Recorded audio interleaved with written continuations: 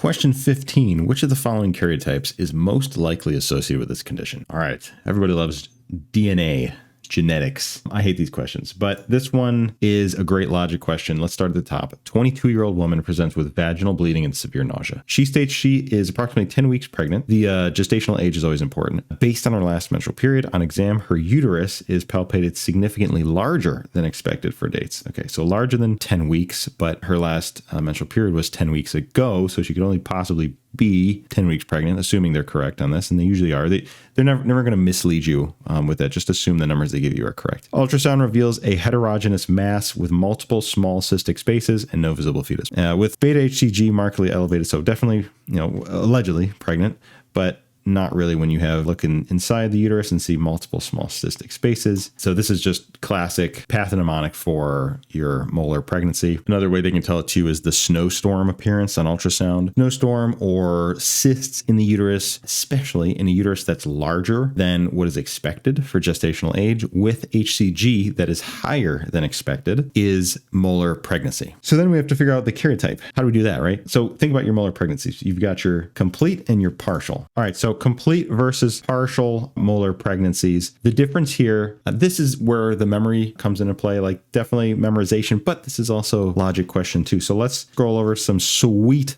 drawings, art school graduate. On the top here, we've got our partial mole, and then on the bottom, we got our complete mole. And I just made these really simple drawings for you to try to understand that partial mole involves an ovum. That's what this big circle is, with a full ovum. This is mom's normal ovum. So this is a normal ovum with 2 sperm. Okay, specifically partial mole is normal ovum with 2 sperm. So you have mom and dad's DNA. Complete mole is an empty ovum. You'll see that there's no chromosomes in here. So it's an empty ovum with 1 or 2 sperm. So it's 1 or 2 sperm. So it's just dad's DNA. And that's really, really important. Make sure this makes sense. If you have mom and dad's DNA, you should expect to see fetal parts. If you have just dad's DNA, you will not see any fetal parts. So which one do we have? Partial or complete mole? All right, Dora, time's up. We have a complete mole, right? Because we have no visible fetus, right? No fetal parts. That's really important. So then we can think about that. Like, go back here. Think about the karyotype on this. So we've got a complete mole, right? Just dad's DNA versus partial mole with mom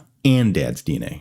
Right. So mom is contributing 23. Dad is contributing 46, though, right? Because there's 2 sperm. So we would expect a lot of chromosomes. Do we have our 69 right here? A. So that one's out because that's the partial. Everything else, though, is technically within range for complete, except actually E. This is just missing a chromosome. That's Turner syndrome. Okay, so we can cross those off. 47, this is actually trisomy 21. Great. All right, then we're down to 2, just like that. So we were able to eliminate A because that's the partial. This is what Klinefelter. Then we have E, Turner syndrome, because it's missing one. Trisomy 21 is an additional chromosome. B and D are left. 46XX or 46XY. This is where the logic comes in, right? So you had to know the other conditions that we just spoke about in order to get here. But how do we figure out if this is genotype female or genotype male? Well, come back over here to our drawing. Let's do it this way. What is dad giving, right? Chromosome. He can give, dads can do X or Y. Partial mole, right? We have mom and dad. So moms, what are moms giving? Moms are only doing X plus dad. So that could be 2 sperms. So this could be an X or a Y, right? So this is where the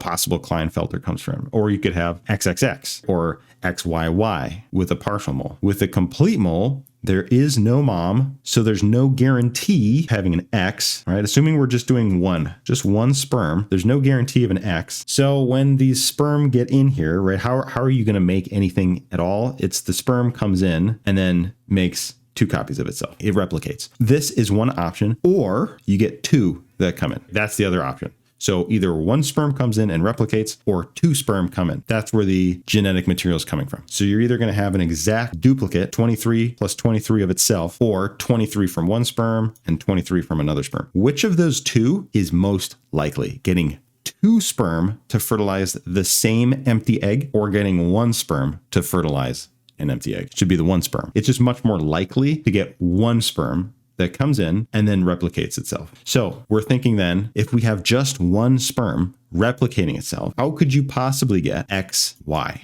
from that? You can't. It's either going to be XX or YY, right? Because the sperm only carries 1 of those chromosomes. It's or. The only way you could get XY is if you had the 2 sperm option, but that is just much less likely to happen. Therefore, we have to find one where they're the same, and that would be choice B, 46XX.